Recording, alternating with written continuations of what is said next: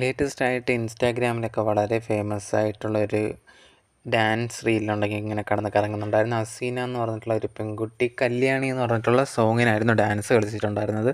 ഈ ഒരു ഡാൻസ് ഭയങ്കരമായിട്ട് വൈറലായിട്ടുണ്ടായിരുന്നു. പക്ഷേ ആ ഒരു വീഡിയോയുടെ താഴെ വന്നിട്ട് കുറേയധികം പേര് നെഗറ്റീവായിട്ട് ആ ഒരു കുട്ടിക്കെതിരെ കമൻറ്റ് ചെയ്തിട്ടുണ്ടായിരുന്നു. മെയിനായിട്ടെന്ന് പറഞ്ഞാൽ ആ ഒരു കുട്ടി ഹിജാബൊക്കെ ഇട്ടാണ് ഡാൻസ് കളിച്ചിട്ടുണ്ടായിരുന്നത്. അപ്പോൾ കുറേയധികം പേര് വന്ന് നിങ്ങൾ ഇട്ടേക്കുന്ന ആ ഒരു ഹിജാബിനെങ്കിലും റെസ്പെക്റ്റ് ചെയ്യണം, ഇങ്ങനെയാണോ ഡാൻസ് കളിക്കുന്നത് എന്നൊക്കെ ചോദിച്ചിട്ട് കുറേയധികം പേര് നെഗറ്റീവായിട്ട് കമൻറ്റ്സ് ഇടുന്നുണ്ടായിരുന്നു.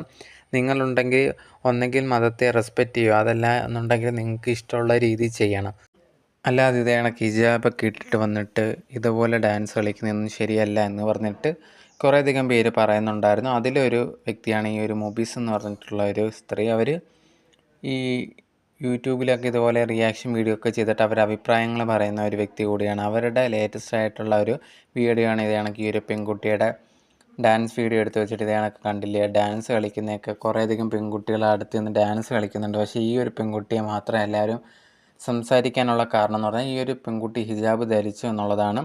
നിങ്ങളിങ്ങനെ ഇതേ കണക്ക് ഹിജാബൊക്കെ ഇട്ടുകൊണ്ട് ഡാൻസ് കളിക്കുന്ന ഒട്ടും ശരിയായിട്ടുള്ള ഒരു കാര്യമല്ല. നിങ്ങൾക്ക് ഡാൻസ് കളിക്കണം എന്നെങ്കിൽ എല്ലാ കളിച്ചുകൂടെ എന്നുള്ള രീതിയിലൊക്കെ ഈ ഒരു മുബീസ് എന്ന് പറഞ്ഞിട്ടുള്ള ഈ ഒരു സ്ത്രീ ചോദിച്ചിട്ടുണ്ടായിരുന്നു. ഇത് ഭയങ്കരമായിട്ട് ചർച്ചയാവുകയും ഇവർക്കെതിരെ ഈ ഒരു മുബീസ് എന്ന് പറഞ്ഞ ഇവർക്കെതിരെ കുറേയധികം വീഡിയോസൊക്കെ വന്നിട്ടുണ്ടായിരുന്നു.